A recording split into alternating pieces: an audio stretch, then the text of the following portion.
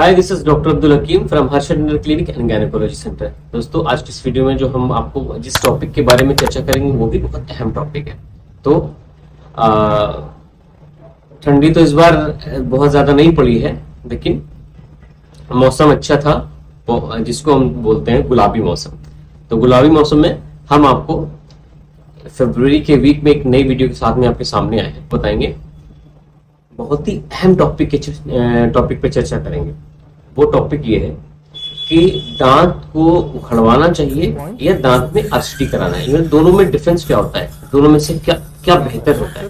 Patients के दिमाग में बहुत कुछ चला करता है, वो सीधे सीधे मन बना मुंह पकड़ के आते हैं, सीधे मन बना के दांत को उखड़वा देना। लेकिन the tooth is very important part of our body, यानी it's a very hard tissue of the body of human body.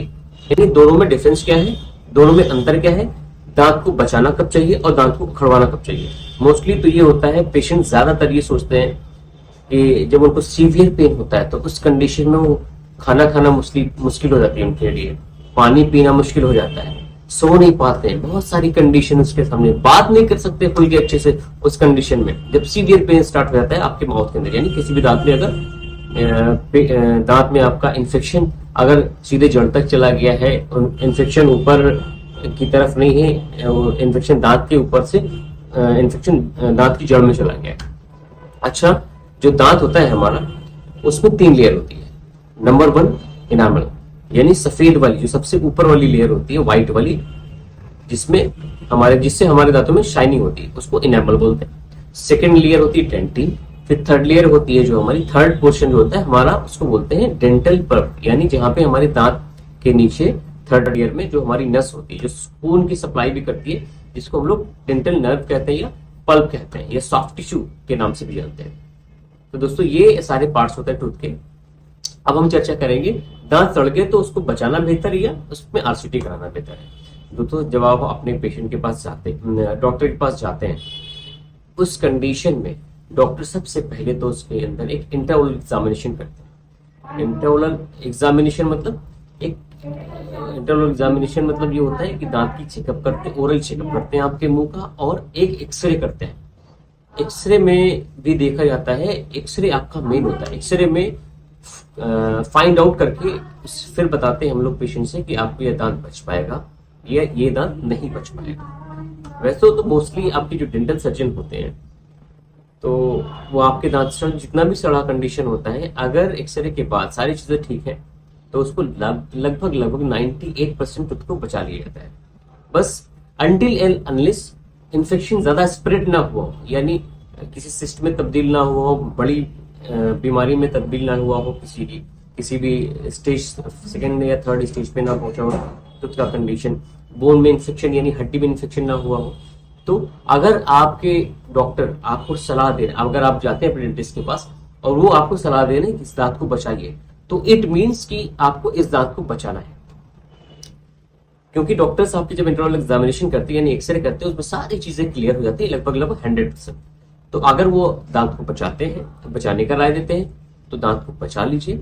और अगर वो दांत को निकलवाने का राय देते हैं, यानी एक्सट्रैक्शन करने का, उखाड़ के फेंक देने का, तो आप दांत को उसको मेरे ख्याल से उखड़वा देना चाहिए। जब अगर डेंटिस्ट बोले तो you have to be very careful about to be with your doctors.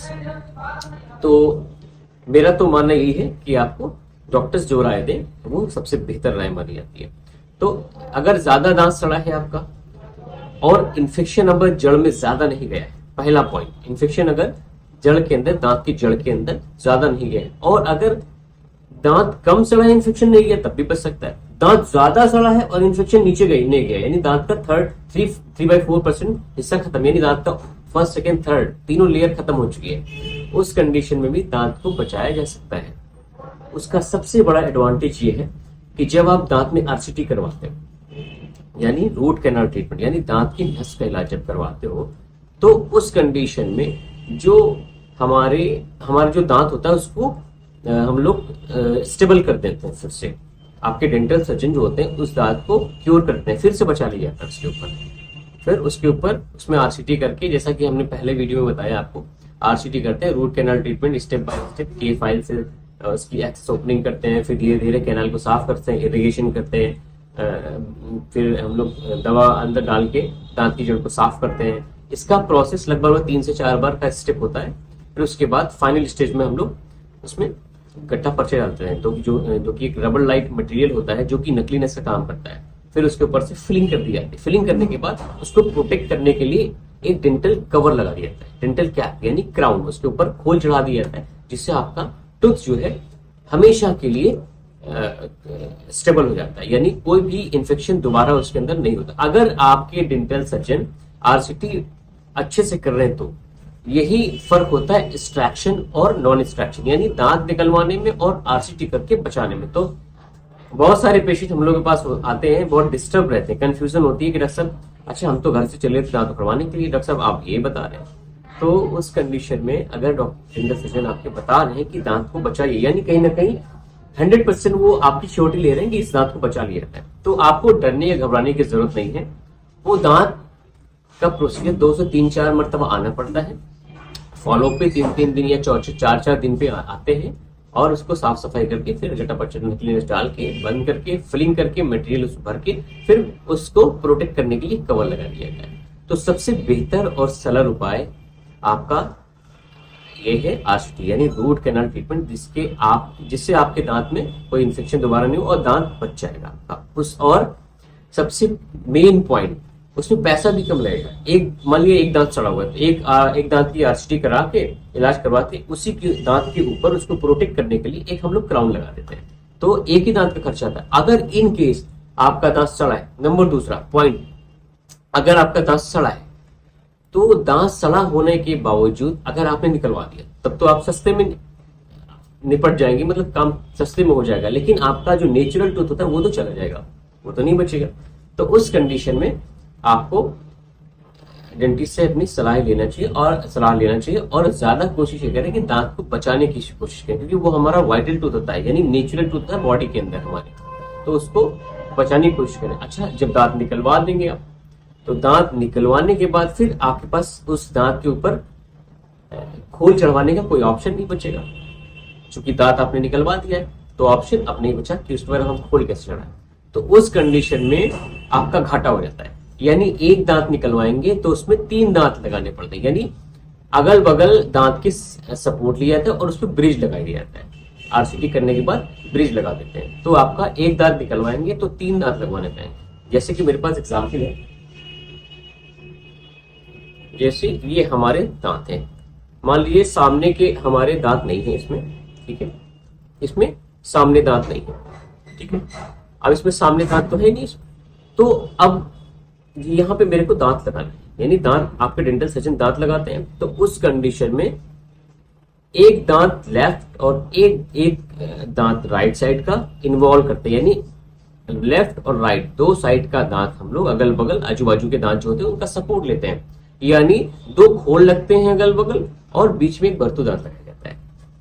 तो इसी को समझाने की आज इस वीडियो पे बने रहने का मतलब जो ये था, ये टॉपिक इसी बारे में है, इसी बात पे चर्चा हुई है कि आप अगर एक दांत निकलवाते हैं तो आपको 3 दांत के खर्चा में एक्सपेंस बढ़ जाएंगे।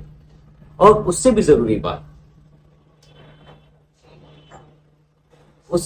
बात यह है कि अगर आपका इन्फेक्शन प्राइमरी स्टेज यानी पहले पायदान पे है तो कम पैसा खर्चा होगा, दूसरे पायदान पे है बीमारी सेकेंड स्टेज पे है तो और थोड़ा सा पैसा बढ़ जाएगा। मतलब जितनी स्टेप बाय स्टेप बीमारी आपकी बढ़ती जाएगी, पैसे का बढ़ना उतना शुरू हो जाएगा। तो पैसा बढ़ाइए नहीं, पैसा नीचे लेके आइए।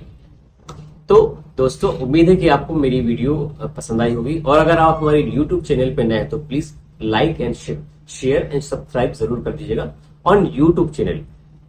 मेरा यूट्यूब चैनल है डेंटल हर्ष 32 के नाम से, तो प्लीज लाइक करना और सब्सक्राइब करना और शेयर करना तो बिल्कुल है।